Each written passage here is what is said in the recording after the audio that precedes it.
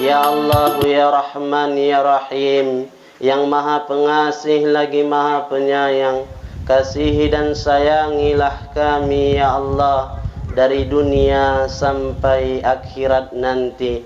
Ya Allah, Ya Rahman, Ya Rahim, pada menjelang siang hari ini kami mengadakan acara pelatihan fardu kifayah atau mengurus jenazah di desa N1 Aiknabara ini ya Allah. Jadikan ini pembekalan pelajaran ilmu yang bermanfaat untuk kami ya Allah, agar bisa kami praktekkan dan kami amalkan di kalangan masyarakat yang membutuhkan ya Allah. Ya Allah, Ya Rahman, Ya Rahim, di sini ada para atasis guru-guru kami ya Allah, para ustadz yang insya Allah membimbing kami ya Allah. Sehatkan mereka, berikan mereka keafiatan, umur yang panjang lagi berkah ya Allah. Begitu juga dengan kami para peserta masyarakat desa N1 ya Allah. Juga ada di sini pemimpin desa kami beserta staf jajarannya ya Allah. Jadikan kami satu keluarga di desa N1 Aiknabara ini ya Allah. Alhamdulillahirabbil alamin, wassalatu wassalamu ala asrofil anbiya'il mursalin wa ala alihi washabihi ajmain. Pertama-tama dan yang paling utama, sama-samalah kita bersyukur kepada Allah Subhanahu wa taala yang mana pada kesempatan yang berbahagia ini masih diberikannya kita kesehatan, kesempatan sehingga kita dapat berkumpul di kantor kepala desa ini dalam acara pelatihan fardu kifayah mengurus jenazah. Dan salawat beringan salam sama-sama kita hadiahkan kepada baginda Rasulullah Shallallahu Alaihi Wasallam dengan lafaz Allahumma sholli ala sayyidina Muhammad. Mudah-mudahan kelak dengan ridhonya kita mendapat syafaatnya di yaumil akhir nanti. Amin ya rabbal alamin.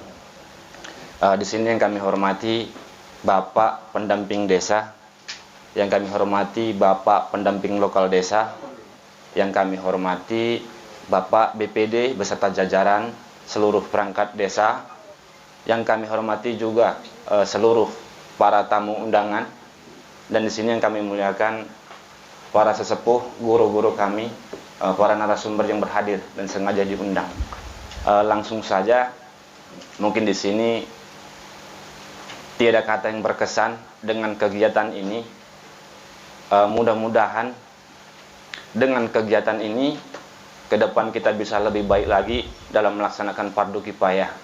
Mungkin selama ini kita tahu, kita paham, tapi namanya manusia tidak luput dari salah dan lupa. Nah, di sini kita kembali mengingatkan yang tak tahu harapannya menjadi tahu, yang lupa harapannya ingat kembali. Begitu juga dengan saya pribadi. Namanya fardu kifayah ini kesannya sepele, tapi ini penting, sangat penting. Ke depan kita tidak tahu, mungkin namanya umur rahasia ilahi. Bisa jadi besok Pak Kades, bisa juga yang lain, kan tidak tahu.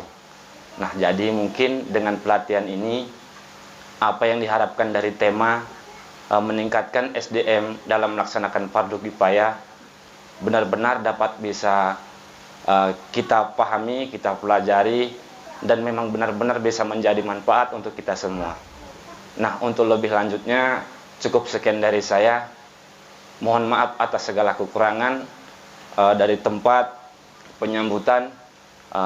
Mohon maaf yang sebesar-besarnya. Billahi taufiq wal hidayah. Assalamualaikum warahmatullahi wabarakatuh. Kemudian yang kami harapkan kepada Bapak Kepala Desa ya, bahwa dana desa tahap 1 ini sudah masuk ke rekening desa sebesar 40%. Maka untuk itu percepatlah kegiatan-kegiatan yang bisa dilaksanakan sehingga proses penyerapan dana desa bisa berjalan dengan baik, agar nanti tahap kedua bisa segera lagi untuk diluncurkan ke rekening. Terima kasih kami kepada Bapak Kepala Desa mempercayakan kegiatan ini kepada kami, yang insya Allah ini merupakan kegiatan ketiga, ya kan Ustaz? Iya, kegiatan ketiga yang kami laksanakan di Kecamatan Bilahulu. Yang pertama itu Lingga 3, kemudian di Desa Menanti, baru yang ketiga di desa ini. Dan di sini kami menyampaikan nanti sesuai dengan pengetahuan kami, maka kita nanti sharing. Kalau sekiranya ada bapak ibu nanti merasa ini kok begini, dipersilahkan untuk dipertanyakan. Mudah-mudahan nanti harapan kepala desa, harapan kita bersama setelah kegiatan ini nanti pelaksanaan fardu kifayah di desa N1 ini lebih baik lagi. Dan mudah-mudahan kita pun dalam kondisi normal wafatnya nanti sehingga bisa dilaksanakan. Karena kalau COVID meninggalnya nanti sampai kemari hanya menyolatkan saja kita. Tak kita tahu bagaimana pemandiannya, pengkapanannya tak kita tahu, peti sajalah yang kita saksikan dan kita solatkan hanya dengan menyerahkan diri kepada Allah Subhanahu wa taala serta membacakan lafaz basmalah bismillahirrahmanirrahim. Acara pelatihan fardu kifayah untuk warga N1 Eknabara secara resmi kita buka. Assalamualaikum warahmatullahi wabarakatuh. Jangan kita panggil, jangan kita serahkan dulu kepada orang lain. Walaupun ada situ Pak Mudimnya, ya, selesainya memang itu. Tapi lebih afdolnya adalah keluarga sendiri, ya. Kalau ayahnya meninggal, maka anaknya yang menyolatkannya. Sama dengan memandikan. Siapa orang yang lebih utama memandikan? Yaitu ahli warisnya, keluarga dekat. Tujuannya apa tadi? Kalau tadi memandikan, supaya rahasia aib-aib si jenazah tidak terungkap di publik, di depan orang banyak. Ya, itu kerabat dekat, ya, ayah, bapak, kakek, ya, saudara kandung dan seterusnya, ya. Dengan catatan juga, apabila mereka mampu, jangan pula tidak mampu, tak tahu dia, karena dibilang ustadz itu yang lebih utama adalah anaknya. Anaknya tak tahu, pulang dari Pekanbaru, tinggal ayahnya dia satu. Begitu sholat jadi imam, rukuk pula dia, sujud pula, kan susah juga itu. Jadi bahan ceritaan juga lah. Mesti catatannya mampu. Kalau tak mampu, maka carilah orang yang kita anggap memang mampu. Taib itu sebagai catatan. Taib. Waktu menyolatkan, kapankah waktu menyolatkan jenazah ini? Ya, sini ada beberapa pendapat ulama, tetapi Imam Syafi'i mengatakan di kapan saja pun boleh menyolatkan jenazah, dan sekalipun di waktu-waktu haramnya sholat fardu. Biasanya kan habis asar, itu kan hal-hal yang waktu-waktu yang dilarang untuk sholat. Habis sholat subuh, menjelang terbitnya matahari, situ juga larangan untuk melaksanakan sholat. Tetapi menurut mazhab Syafi'i, kapan saja waktu menyolatkan jenazah itu boleh. Kalau di buku kita ini disebutkan bahwasanya yang sarung tadi, kemudian gamis dan kerudung itu sudah dihitung 1 lapis. Jadi berarti kainnya berapa lapis lagi? 4 lagi. Kalau di sini bagaimana, Bu? Biasanya dibuat? Iya, itu 1 lapis dihitung. Kemudian baru kain kapannya itu berapa lapis lagi? 2 lapis lagi. Jadi 3 juga yang untuk perempuannya. Dan biasanya memang lebar kain kapan ini tak cukup memang. Tak cukup. Iya, lebarnya itu tidak cukup. Maka biasa ini ada sebagian digabungkan 2 lembar itu jadi 1. Baik menggabungkannya itu melalui jahitan atau memang ditimpahkan saja kalau memang bisa. Apalagi yang agak lebar badannya. Ini saya tengok ibu-ibu ini tak ada pala lebar badannya. Iya.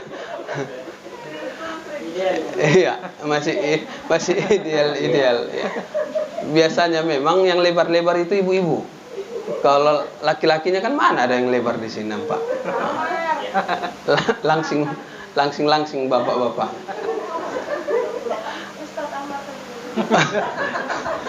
Ustadz Amar ya, agak lebar.